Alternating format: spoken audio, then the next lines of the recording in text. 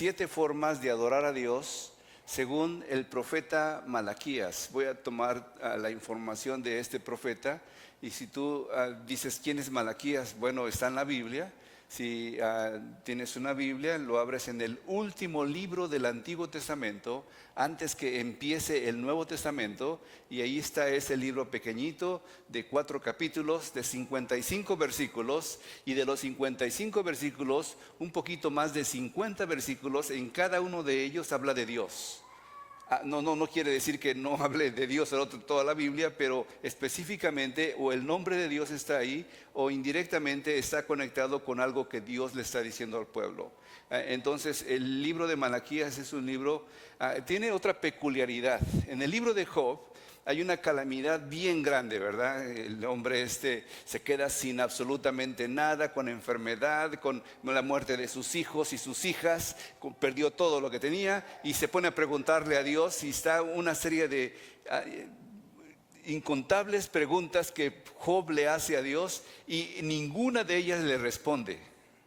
Pero en este caso encontramos que en el libro de Malaquías hay 6 principales preguntas que Dios hace al pueblo de Israel, y el pueblo de Israel responde, y Dios responde a la respuesta del pueblo de Israel. Entonces, si alguien quiere saber respuestas de Dios, ahí están por lo menos mínimo 6 de esas preguntas que Dios hace, las responde Él mismo.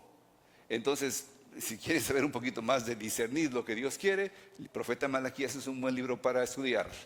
En este libro de Malaquías sí habla acerca de, voy a tratar de enfocarlo en 7 formas de adorar a Dios. Y adorar a Dios tiene que relacionarse con el amor también. Ahorita voy a ir directamente. Pero el amor es un poquito más allá de solamente el amor carnal, el amor del ser humano. Yo también fui joven, yo también me enamoré, y yo también le pedí a alguna chica que fuera mi novia y que me dijeran que no, si se siente feo. Ay, caramba, me rompía en el corazón, porque después de tanta ilusión, después de a lo mejor pagar unas cuantas veces invitarla a comer, y me casé todo eso, me dijeron que no, ¿sí? Y decía yo, como que perdí algo. Pero en el caso de Dios es diferente, porque Dios, cuando nos ve perder a nosotros, no le duele a Él porque Él pierde algo en nosotros, sino le duele a Él porque nosotros no nos dejamos bendecir con todo tipo de bendiciones que Él tiene para nuestra vida.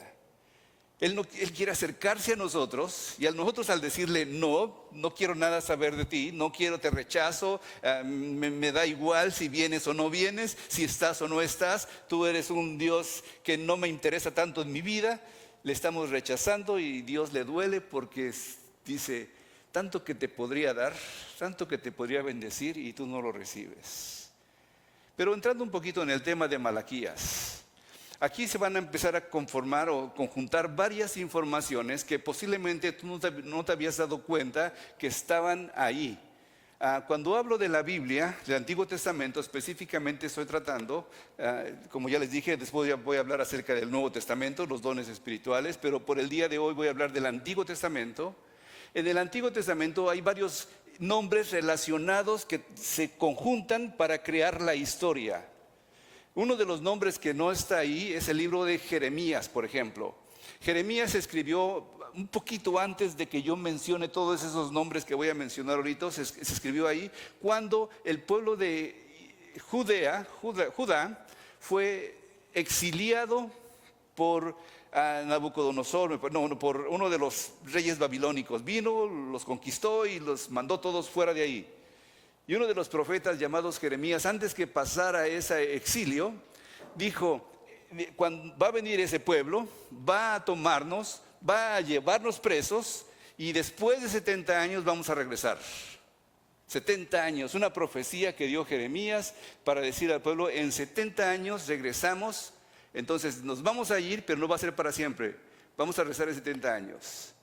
Y en el año 538 antes de Cristo, un hombre llamado Zorobabel, ¿sí? Zorobabel significa hijo de Babel o descendiente de Babel, que era también descendiente directo del rey de David, regresa con aproximadamente 42,000 judíos para reconstruir otra vez. Habían destruido completamente Jerusalén, estaba destruido el templo, estaba destruida la ciudad, los muros, estaba totalmente arrasado, completamente, no había quedado piedra sobre piedra, estaba destruido completamente. Y Ciro le permite a Zorobabel regresar con 42,000 judíos para empezar o restablecer otra vez Jerusalén y el templo. Y ellos regresaron, pero no fue el único que regresó.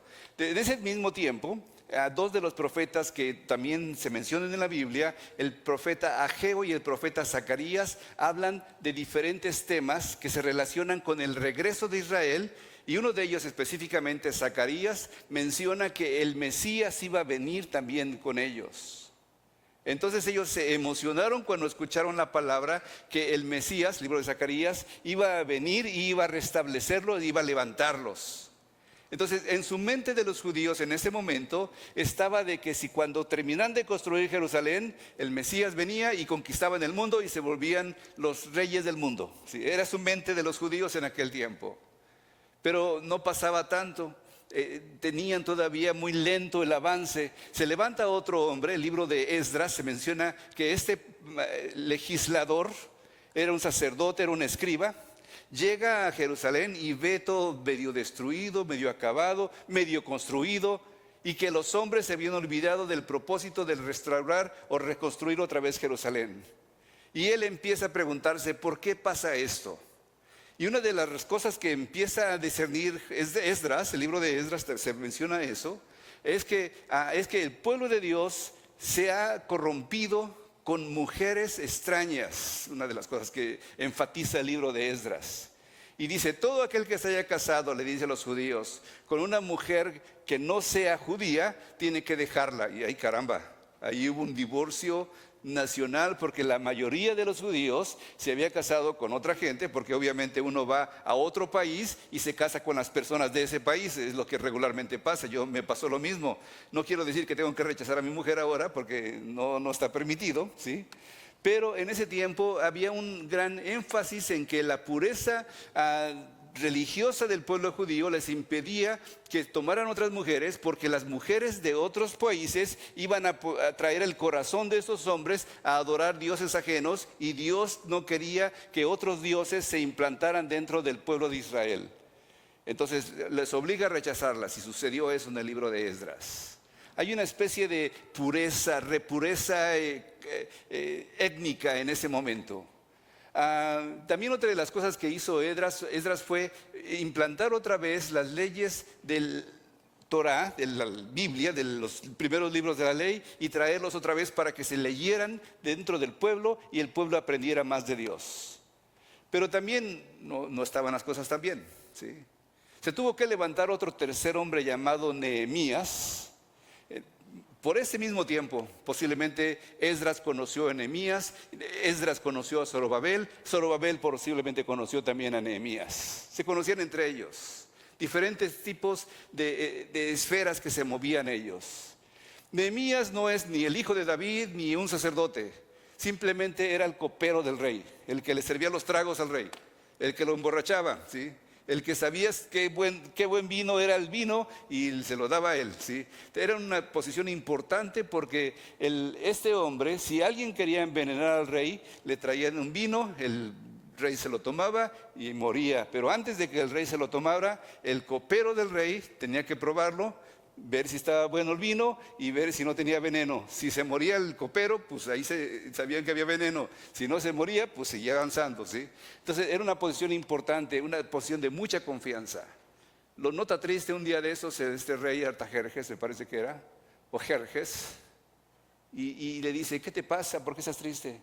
¿Y cómo no voy a estar triste si mi pueblo por allá, el templo de mi Dios está destruido?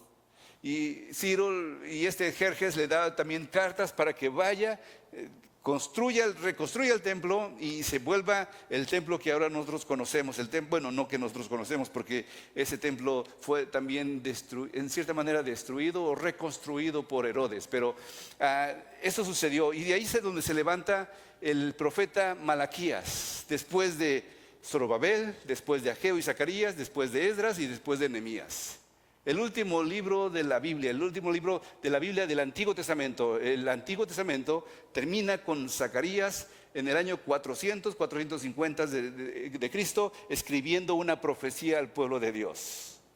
Esa era la introducción que tenía para ustedes en ese profeta Malaquías. Y Malaquías también tiene sus propios problemas.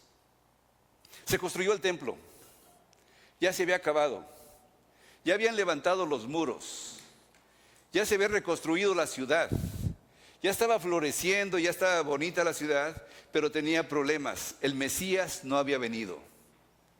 Y como no había venido el Mesías, el pueblo de Israel y sobre todo los sacerdotes se corrompieron increíblemente. Había corrupción, había injusticia y había pobreza. Y Dios, queriendo todavía, ¿sí?, acercarse al pueblo de Israel, les pide que se acerquen a Él. En cierta manera, el acercarse a Dios no nada más es para ese tiempo. Desde los patriarcas, Dios quería acercarse al pueblo de Israel. Desde el libro de los jueces, Dios quería acercarse al pueblo de Israel. Desde los libros de los reyes, Dios quería acercarse al pueblo de Israel. Y cada vez que el pueblo pasaba una cosa a otra, Dios quería acercarse a ellos. Y este es el último libro del Antiguo Testamento y Dios quiere acercarse a ellos. Y acercarse a Dios significa adoración. Cuando una persona está cerca de Dios, está adorando a Dios. Si una persona no está cerca de Dios, no puede adorar a Dios. Tú dices, pero yo puedo cantar, ¿verdad? Si una persona canta, ¿sí?, pero no está cerca de Dios, sus cantos, por muy bonitos y espirituales que sean, por buena voz que tenga, por buena técnica, por los miles o millones de discos, CDs o canciones que vendan en YouTube, no están adorando a Dios. La semana pasada me paré un garage sale, como es mi costumbre, ¿sí? Soy garagelo, ¿sí? No se dice así, ¿verdad? Bueno, por ahí me agarran la idea, ¿sí? Y un hombre me vendió algunos aparatos de proyección y ya me los llevaba a mi carro, eran algunos, entonces me dijo, te ayudo yo, y más bien quería salirse de donde estaban sus amigos porque estaban con su cervecita y jugando cartas y apostando dinero, y ok, ayúdame, y me dice, ¿sabes que yo también iba a la iglesia? Tocaba la batería ahí, ¿sí? Pero pues también me iba a tocar a los bares, en los centros nocturnos y las discotecas, y pues como que no me sentía bien, y yo por eso ya no voy a la iglesia, ¿sí? Entonces, era buen músico, lo invitaban a tocar en la iglesia, podía participar en cualquier momento en la iglesia, pero por causa de que él mismo sabía que estando en la casa de Dios y después estando tocándole al diablo en cierta manera, ahí no había esa compaginidad y mejor decidió dejar a Dios. Siguió por el rumbo que tenía, ¿sí? ¿Cómo acercarnos a Dios? Es la pregunta. Y precisamente el libro de Zacarías podría ofrecernos 7 formas de entender qué es la adoración y cómo acercarnos a Dios. A esa llega mi introducción, ¿sí? La primera cosa que encuentro en el profeta Malaquías, empezando el versículo 1 y 2, en este caso el 2, yo os he amado, dice Jehová, y dijiste, ¿en qué nos amaste? O sea, Dios dice, yo los he amado. Y Dios dice ahora también a ti, yo te he amado. Y como todo buen judío, en lugar de responder con una respuesta sí o no, responden con otra pregunta, ¿en qué nos has amado? Y como te dije, el libro de Malaquías presenta 6 preguntas que Dios, 6 afirmaciones que Dios hace, y cada afirmación que Dios hace, los judíos responden diciéndole como que no sabemos qué es lo que quieres decir. Y Dios les tiene que aclarar el punto. Y les aclara el punto. No era Esaú hermano menor de Jacob y amé a Jacob. No era Esaú menor, o sea, no era Esaú hermano de Jacob, dice Jehová, y amé a Jacob. Esaú era el hermano mayor y Jacob era el hermano menor. Y tuve más compasión de Jacob que de Esaú, que era el mayor. Según el contexto bíblico de Esaú y Jacob, Esaú era un hombre pelirrojo, de ahí viene la palabra Esaú, un hombre rojo, pelirrojo, alto, fuerte, fornido, un cazador, ¿sí? Si entrara por aquí, las muchachas a lo mejor voltearían, mira qué guapo muchacho, ¿sí? Grandote y fuerte, ¿sí? Con mucha capacidad para las armas, y, ay, con ese me quedo, dirían algunas hermanitas, ¿sí? Y Jacob era por otro lado como medio faldero de su mamá, ¿sí? Le gustaba la cocina, sabía cómo cocinar, cuidaba las ovejitas, tranquilito por allá en el campo, ¿sí? Y dice, y este me cayó mejor. Yo podía haber escogido a Esaú, dice Dios, pero escogí a Jacob. Y de Jacob desciende el pueblo de Israel. Entonces yo los escogí a ustedes no porque fueran mejores. Y la semana pasada estuve recordándoles dos historias de cómo Dios se comprometió con el pueblo de Israel como si fuera un hombre con una mujer. La primera historia es el libro de Oseas. La mujer esta se va con los amantes y Oseas va a buscarla. La segunda historia fue del profeta, olvidé la historia del segundo profeta. ¿Alguien que me recuerde? Nadie, ok, bueno, me van a quedar de tarea para mí mismo y para ustedes, ¿sí? Pero Dios les permite a ellos entender que Dios los ama increíblemente.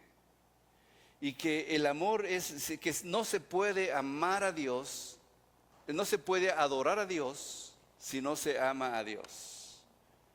¿Cuánto amamos a Dios? Una de las cosas que vamos a llegar como en el punto 3 va a ser que el amor es un sacrificio. Que el amor deja atrás todas las cosas por querer complacer a otro, ¿sí? Les voy a comentar una pequeña historia de cómo conquisté a mi mujer, ¿sí?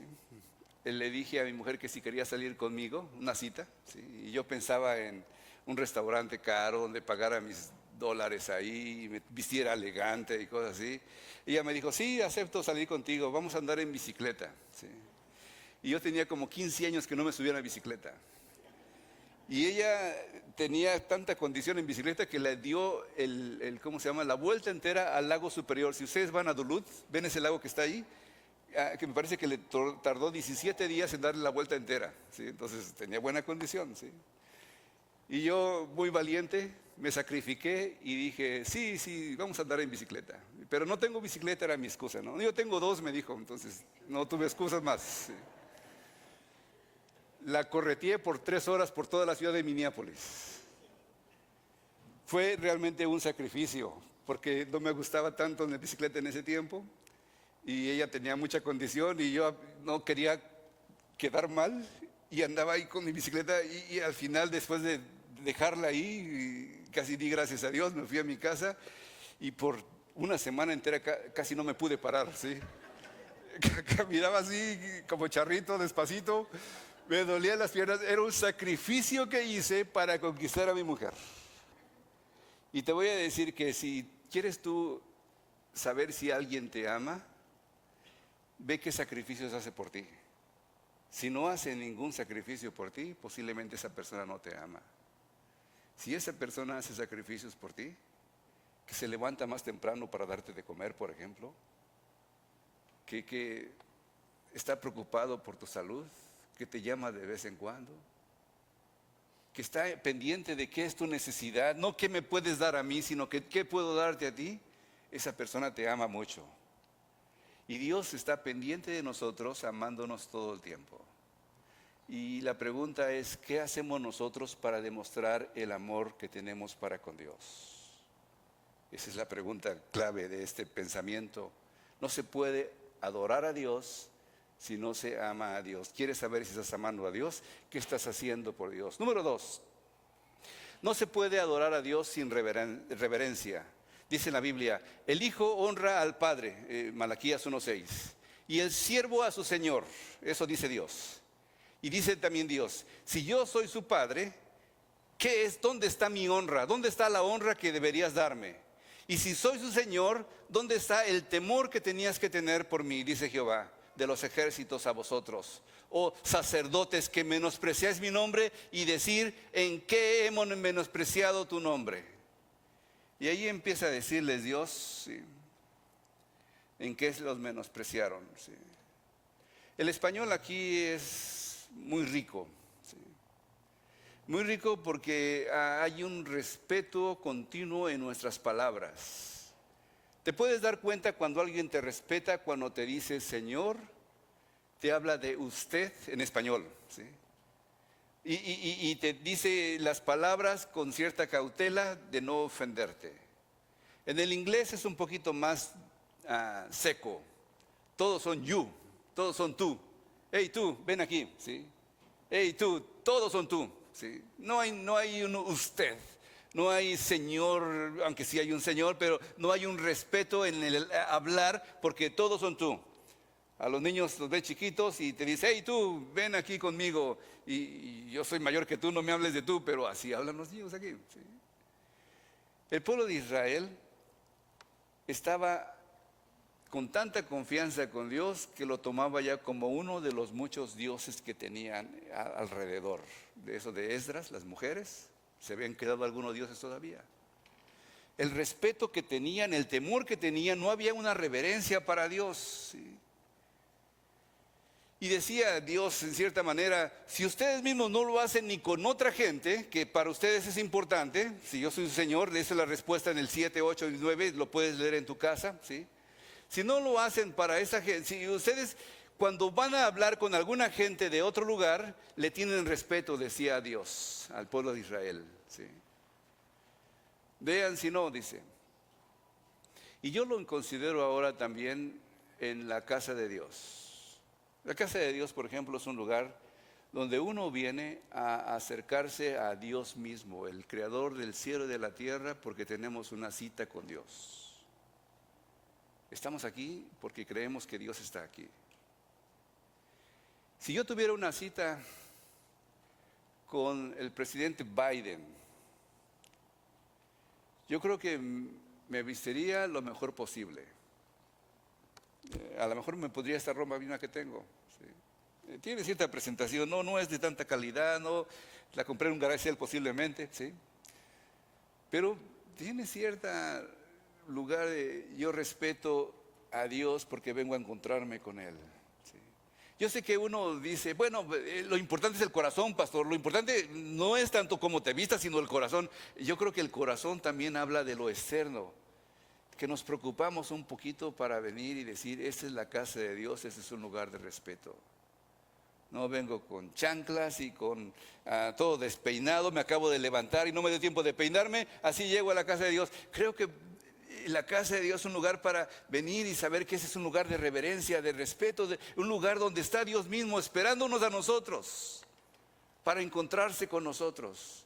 Yo otra vez reconozco que es el corazón el que quiere ver Dios y me gustaría ver 100 personas con un corazón dispuesto, aunque vengan todos mugrosos, pero a la misma vez sé que cuando Dios cambia el corazón, esa mugre se limpia y empieza a transformarse la vida de las personas.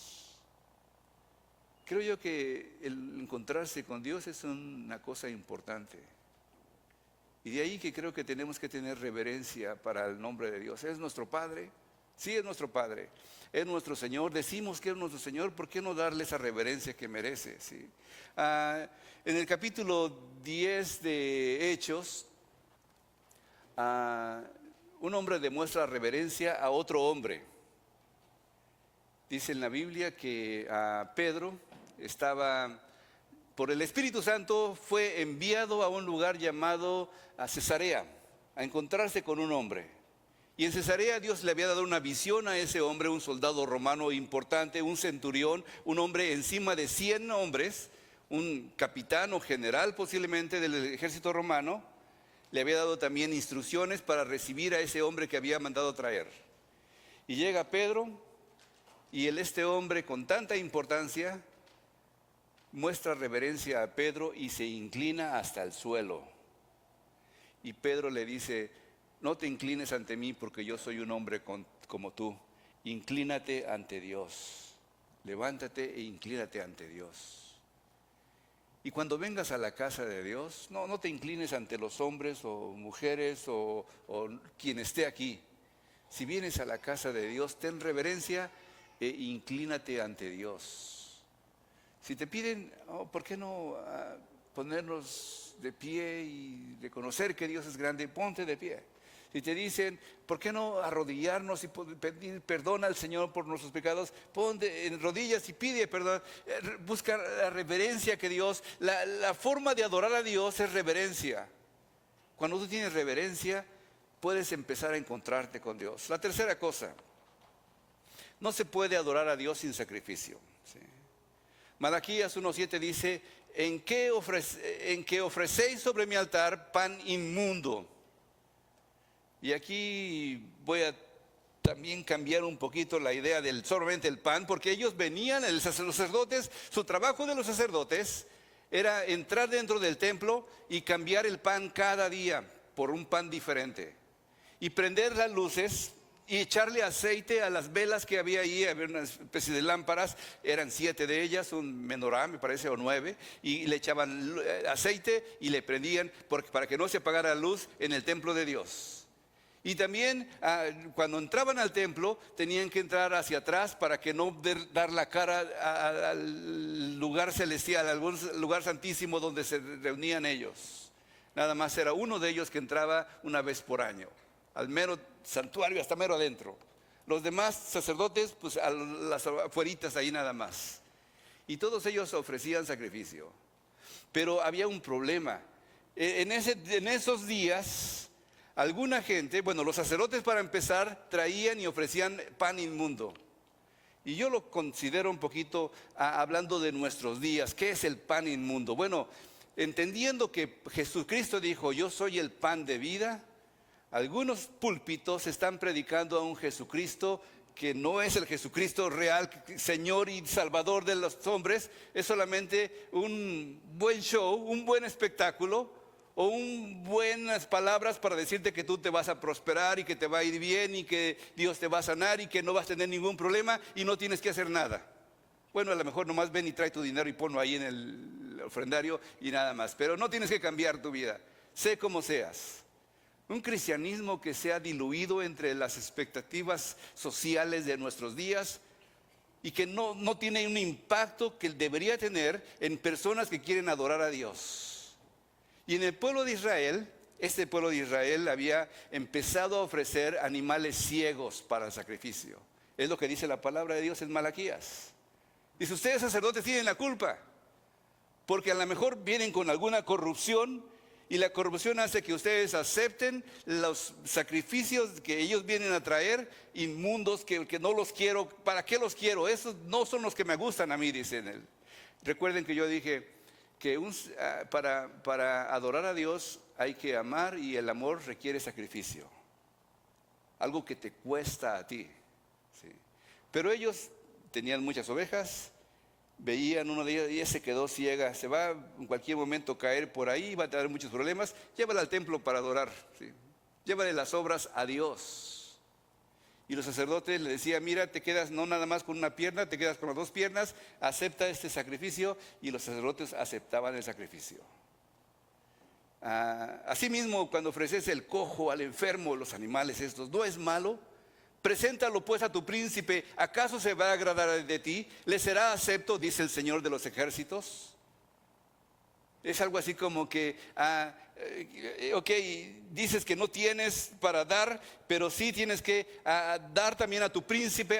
Tu príncipe son los jueces, son las personas que están en el gobierno, son las personas que están en cierta autoridad, que tenemos que pagar impuestos, que tenemos que pagar la letra del carro, que tenemos que pagar por la casa. A ver, dice Dios, dile a ese hombre que le debes el carro, mira, hoy no tengo, ahí, apúntamelo para la semana que entra.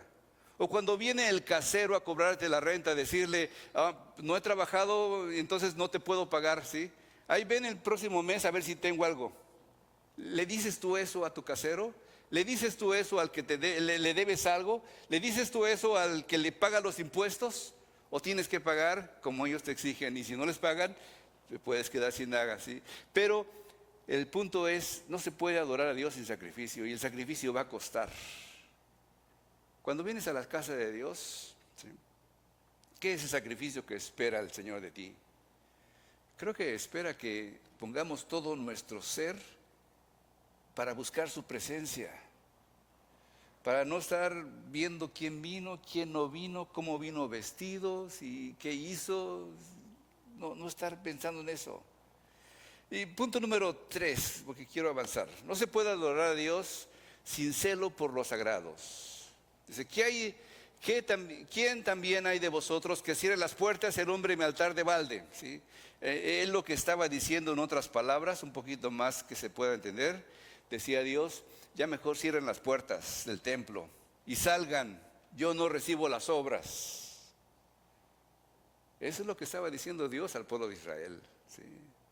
Esas palabras, ¿quién también hay de vosotros que cierre las puertas al hombre del altar en balde? ¿Es una pregunta o una afirmación? ¿Sí?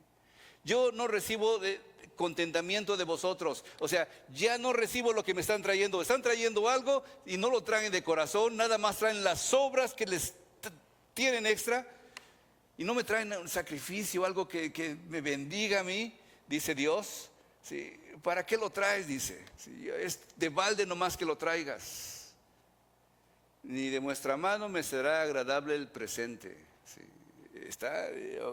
Pareces tú que dices, oh, la Biblia nada más es para cosas buenas y bonitas. Pastor, dígame eso de lo bueno y bonito.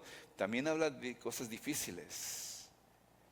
Un celo por lo sagrado es algo que yo le voy a dar lo mejor a Dios.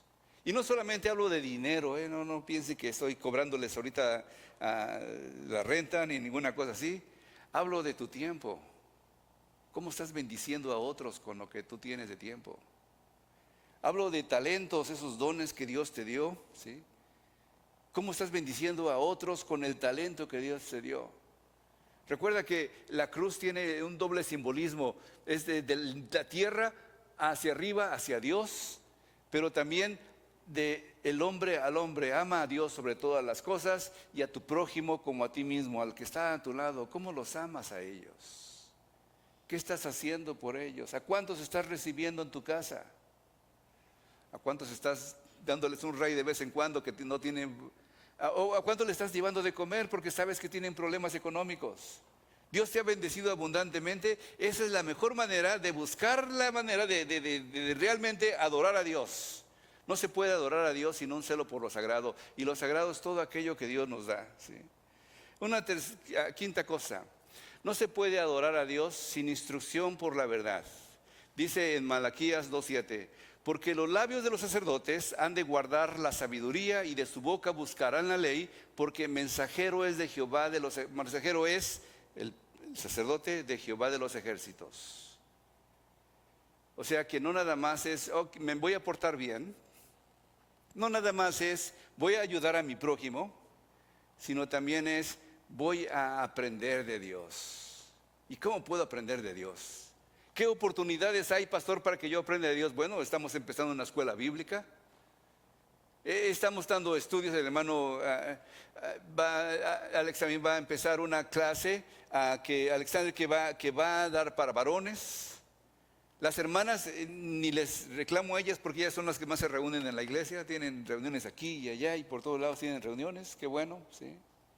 Y si no, pues que empiecen también. A los niños, pues no les reclamo porque también les van y se meten a las clases que tienen ahí, ¿sí? Algunas iglesias están también más enfocadas en las emociones que en la instrucción de la palabra.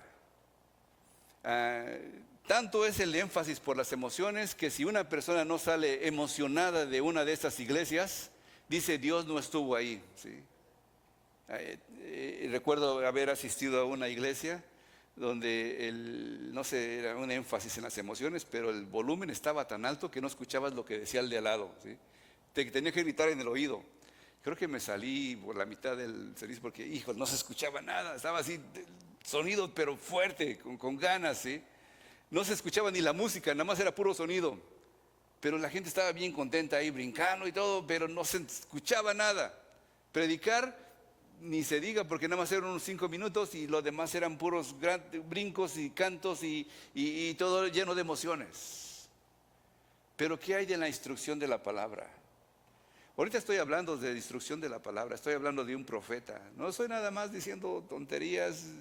Creo yo que no estoy diciendo tonterías, creo yo que no estoy tratando de solamente hacerte sentir mal. Estoy hablándote de un profeta y lo que le estaba diciendo al pueblo de Israel. Y si te estás sintiendo mal, posiblemente el pueblo de Israel se estaba sintiendo mal en ese tiempo por lo que Dios les estaba diciendo.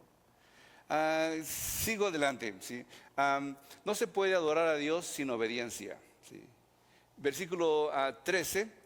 Y esta otra vez haréis cubrir el altar de Jehová de lágrimas, de llanto y de clamor. Así que no miraré más a la ofrenda para aceptarla con gusto de vuestra mano. Me diréis, ¿por qué? ¿Por qué no aceptas la ofrenda? Venimos aquí con nuestra ofrenda, ¿y por qué no la aceptas?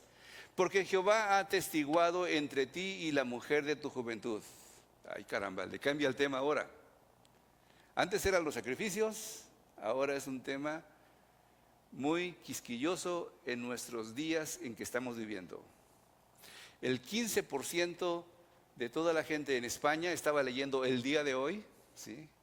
El 15% es divorciada, ¿sí?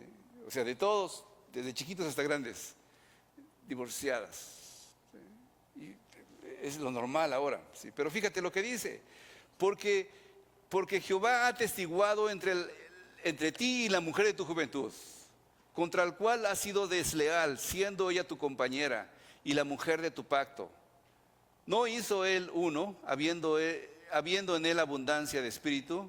¿Y por qué uno? Porque buscaba una descendencia para Dios. Guardaos pues de vuestro espíritu y no seas desleales con la mujer de vuestra juventud. Está difícil casarse, ¿sí? Pero es más difícil quedarse casado.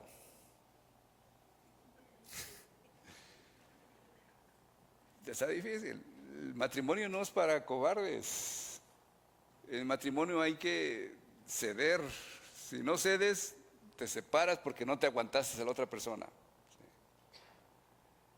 Y hay un reclamo de que Dios no nada más quiere que el hombre sea salvo, sino que su familia sea salva. Y dices, pero es que yo no aguantaba que los golpes y no aguantaba la violencia doméstica. Tienes razón, está bien, sí. Pero creo que la mayor causa de divorcios es porque alguien se interpuso en esa relación de la pareja. Y creo que o uno o el otro puede caer en circunstancias así.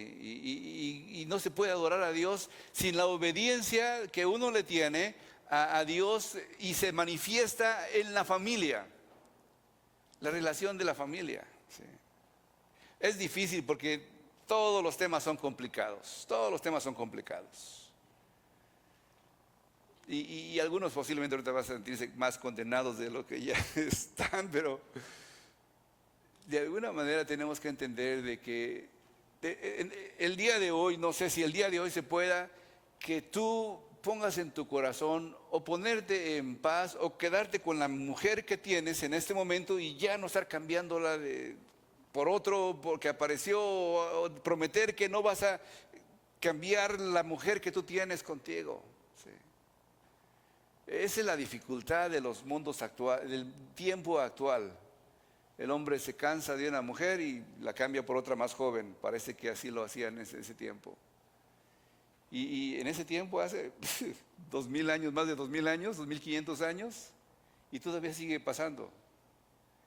Hermano, no menosprecies la mujer de tu juventud. Si te has casado con alguien y no resultó como querías, pues intenta que resulte. Busca, lucha por ello. Y de esa manera vas a adorar a Dios. No es nada más venir al templo y levantar las manos. Adorar a Dios tiene que ver con todo tu ser. Y la principal gente que es afectada por tu adorar a Dios es tu propia familia. Por eso sé fiel a tu familia. Sé fiel a la mujer que Dios te ha dado actualmente. ¿Sí? La última cosa, ya para terminar de darles el golpe final. ¿Sí? Adoración es la sumisión de todo nuestro ser. Y toma un tema que tampoco les va a gustar. ¿Sí? Ya me estoy imaginando, pero yo no sé si van a regresar la próxima semana, pero al cabo que la próxima semana no voy a estar aquí, entonces no hay problema. ¿Sí? Malaquías 3:8, ¿robará el hombre a Dios? Es una pregunta que Dios hace al pueblo. Y Dios dice, pues vosotros me habéis robado. Y dijiste, ¿en qué te hemos robado? En los diezmos y en las primicias o ofrendas, dice Dios. ¿Sí? Ah, alguno puede decir, pero pastor, eso es del Antiguo Testamento, eso es de la ley, eso no, ya no tiene que ver conmigo porque ya no tiene nada que ver conmigo. Ese es el Antiguo Testamento, sí, pero sí, es una declaración de Dios. ¿Robará el hombre a Dios? Les pregunto otra vez, así como que yo los he amado, ¿y cómo me han amado? Yo pido justicia y pido que mi nombre sea aceptado. ¿Cómo podemos aceptar tu nombre? ¿Cómo te hemos rechazado? ¿Cómo te hemos...? Y los judíos continuamente estaban, ¿cómo? A ver, dinos cómo. Y ahora Dios le dice, y hasta la fecha está el pasaje ahí, ¿robará el hombre a Dios? Sí. Y aquí hablo también de lo que nosotros hacemos con la gente que nosotros tenemos como autoridad. ¿Robará el hombre al IRS? Y si lo hace, le va a haber consecuencias. ¿Robará el hombre al patrón que tiene como trabajador? Sí, si lo hace, va a tener consecuencias. ¿Robará al hombre al que le debe el carro? Sí, va a tener consecuencias. ¿Y qué pasa cuando decimos a Dios los diezmos y la ofrenda? ¿Robará el hombre a Dios? ¿En qué te hemos robado? En vuestros diezmos y ofrendas. Dios desafía a traer al pueblo de Israel los diezmos y les promete bendiciones abundantes para aquellos que lo hacen. ¿Sí?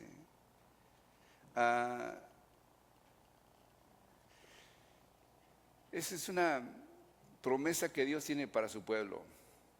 Y no es nada más lo que nos sobra. ¿Cómo puedes adorar a Dios, hermano? Con tus ofrendas. Es una forma de que también Dios pone ahí. ¿Sí? Yo he visto, tengo 60 años ya, ¿sí? Ya decía una amiga que no me cueso en el primer hervor, sí, pero así decía. ¿Sí? Y he visto que las personas más fieles en sus diezmos y ofrendas son las personas que más tranquilidad tienen económicamente y más paz le tienen para lo que están haciendo. Y las personas que menos dan diezmos y ofrendas son las personas que más están complicándose la vida. Y es una promesa de Dios. Y te desafío a que la practiques. Cuando empiezas tú a diezmar, tú dices, pero esas no son buenas matemáticas porque tengo el 100%, doy el 10% a la iglesia. Y lo que hacemos regularmente es, ok, déjame gastar todo lo que tengo que pagar primero. Y si me sobra, pues ahí doy un poco en la ofrenda lo que me sobra nada más. Pero si en lugar de eso pones primero aparte tu diezmo y tu ofrenda y el resto lo usas para lo que tengas que hacer, ¿sí? Pruébalo nada más, pruébalo, solamente pruébalo. Y si en un mes no te resulta, hasta pides el dinero de regreso si quieres aquí en la iglesia. El pastor debe mi diezmo porque no me resultó, ¿sí?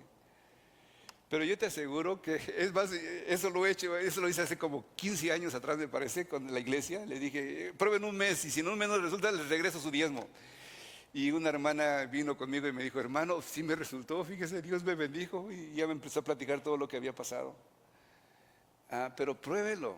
Dice, probadme en esto, dice el Señor, si yo no abriré las puertas de los cielos para que derrame bendiciones sobre ustedes hasta que sobre y abunde.